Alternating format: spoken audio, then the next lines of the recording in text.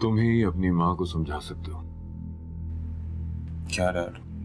तुम उसे समझाओ कि इन हालात में जब नूर और उसके बच्चों को सबसे ज्यादा हमारे सहारे की जरूरत है, तो मैं कैसे उनसे घर से जाने के लिए कह सकता हूँ।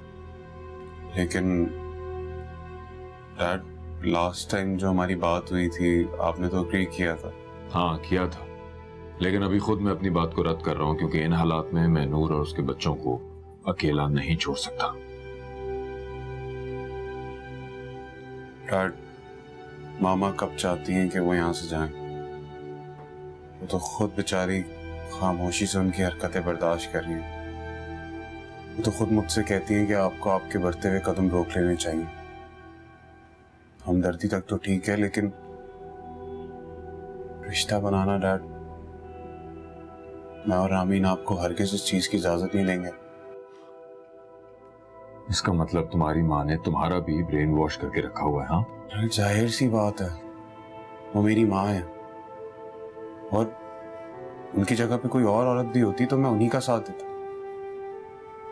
आपको पता है रामीन की पिक्चर्स गफरान को किसने दी थी? किसने?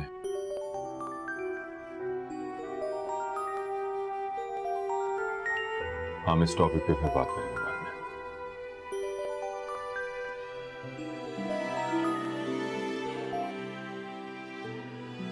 जी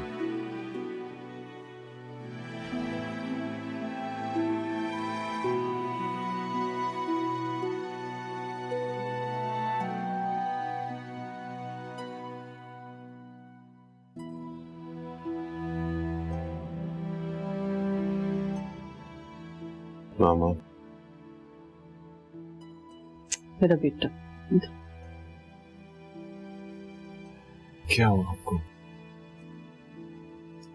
आपको पता है, सारे घर की रौनक उड़ी। घर आपके दम से अच्छा लगता है मामा। कभी तो ठीक है, आप जिंदा हूं। जिंदा हूं? कैसी बातें कर रही हैं आप जैसी स्ट्रॉन्ग खातून के मुंह से ऐसी बातें अच्छी नहीं लगती। और कैसी बातें करूं? जिसका शोहर दूसरी औरत का गुलाम बनने जा रहा हो, वो और कैसी बातें कर सकती? साहब, तुम्हारे डैड नूर से निकाह के लिए कह रहे हैं, प्लीज रोको उन्हें। मैं रोक चुका हूं, आप परेशान ना हो। मैंने क्या समझाया था? मैंने बात की है उनसे, आपका हक हम किसी को छीनने नहीं देंगे। शुक्र है कि मेरे बच्चे इतने बड़े हो गए कि मेरे हक के लिए खड़े हो सकते हैं। आपके बच्चे बहुत बड़े हो चुके हैं।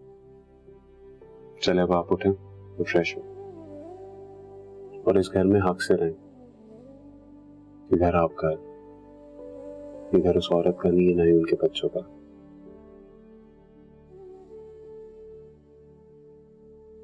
और हमें इस घर से कोई बेदखल नहीं कर सकता, ठीक है? चलो उठे, फ्रेश हो।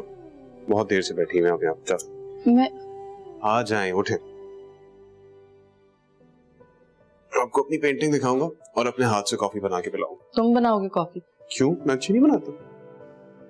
बनाते तो। देखा आप हंसते हुए कितनी अच्छी लग रही हैं आप।